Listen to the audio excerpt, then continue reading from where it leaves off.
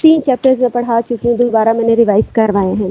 پہلا جو سبق ہے کیمیائی توازن وہ بھی کروا دیا تھا، نامیاتی کیمیا بھی کروایا ہوا ہے، اور ہائیڈرو کاربنز بھی، یہ تینوں چیپٹرز میں کروا چکی ہوں۔ آج ہم سبق نمبر 13 سٹارٹ کر رہے ہیں، بایو کیمسٹری۔ اس کو دیکھتے ہیں کہ یہ کیا ہے۔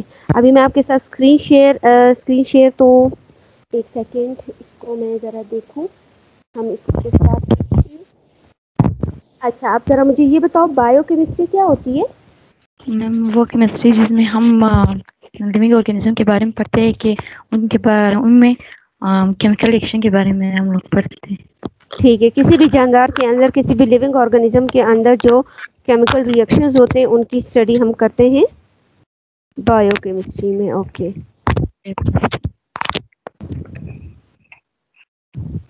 اچھا آپ ایسے کرو، یہ جو پیچھے میں نے 3 چیپٹرز کروائے ہیں ان میں سے ذرا آپ دیکھ لو، اگر کوئی چیز آپ کو سمجھ نہیں آئی ہو تو وہ میں آپ کو دوبارہ بتا دیتی ہوں، پھر جو نیکسٹ میں ٹیسٹ لوں گی اس میں ٹیسٹ آپ نے بھی پھر مجھے دینا ہے، ٹھیک ہے؟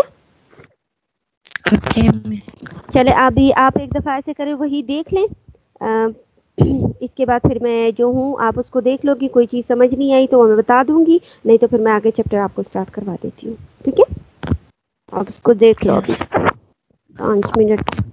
اچھا، اب پہلے مجھے یہ بتاؤ یہ نامیاتی مرکب بنے گا کیسے؟ اس میں کون کون سے عنصر جو ہے وہ موجود ہوتے ہیں؟ اس کا کچھ آئیڈیا ہے؟ کیا ہو سکتے ہیں اس میں؟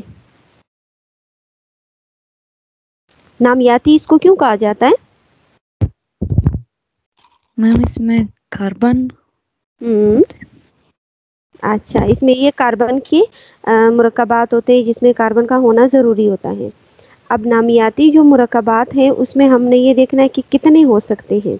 اچھا، تو ابھی میں آپ کو بتاتی ہوں کہ نامیاتی کمپاؤنڈز کیا ہوتے ہیں، یہ نامیاتی مرکبات ہم کس کو بولتے ہیں، ٹھیک ہے؟ اب جیسے کہ ہمیں پتہ ہے کہ نامیاتی مرکبات بنتے کس چیز سے ہیں، اس میں ہمارے پاس زیادہ تر کون سا ایلیمنٹ موجود ہوتا ہے، عنصر وہ کاربن ہی موجود ہوتا ہے، یعنی ایسے کمپاؤنڈز یا ایسے مرکبات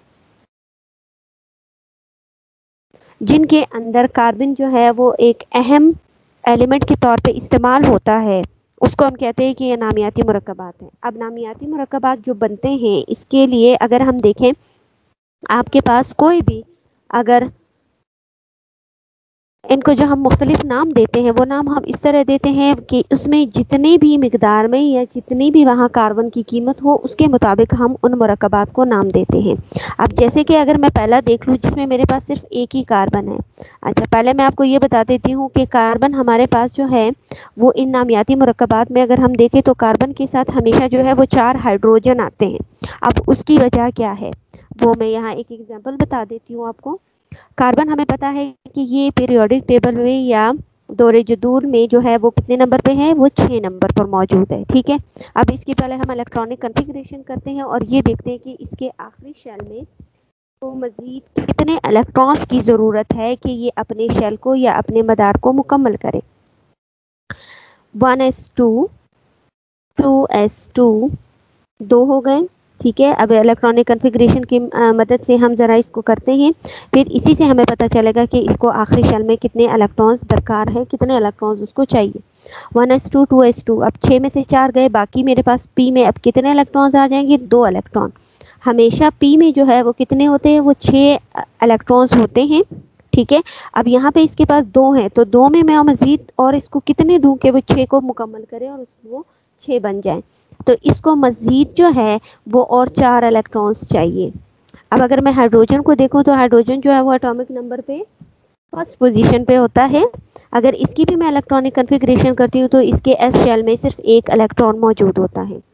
اب ہائیڈروجن جو ہے وہ بڑی آسانی کے ساتھ اپنا یہ الیکٹران اس کاربن کو دے سکتا ہے، اسی لیے جب بھی اگر ہم لوگ کاربن کو دیکھتے ہیں تو کاربن کے ساتھ ہمیشہ 4 ہائیڈروجن موجود ہوتے ہیں۔ اس کی وجہ یہی ہے کہ اس کو 4 کاربن چاہیے اور 4 ہائیڈروجن چاہیے ہوتے ہیں، اور ہر ایک ہائیڈروجن بڑی آسانی کے ساتھ اپنا الیکٹران اس کاربن کو دے سکتا ہے، اور کاربن کی 4 ویلنسی پوری ہو جاتی ہے، اور یہاں پہ ہائیڈروجن جو ہے وہ بانڈ بنا کے اپنی بھی ویلنسی کو کمپلیٹ کر لیتا ہے۔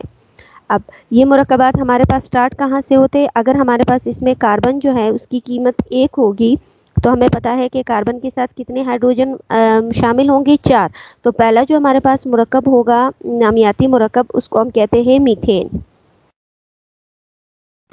ٹھیک ہے، اور اس میں کیا ہوگا، ایک کاربن ہوگا. اب کاربن کے ساتھ ابھی میں نے بتایا کہ کاربن کی جو ویلنسی ہوتی ہے اس کو مزید 4 ہائیڈروجن چاہیے ہوتے ہیں، تو اس کا فارمولا ہمارے پاس یہ بنے گا CH4.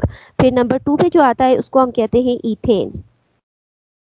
اس مرکب کا نام ایتھین ہوتا ہے. اس میں کتنے کاربن ہوتے ہیں؟ اس میں کاربن کی تعداد 2 ہوتی ہے. ایک کاربن، ایک کاربن، 2 کاربن ہو گئے. اب کاربن کی ویلنسی کتنی ہونی چاہیے؟ 4.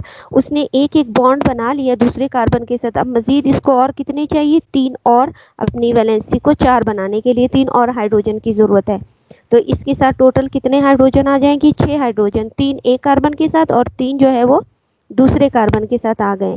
تو اس کا فارمولا کیسے ہو جائے گا؟ C2H کے ساتھ کتنے H ہے اس کے ساتھ؟ 6.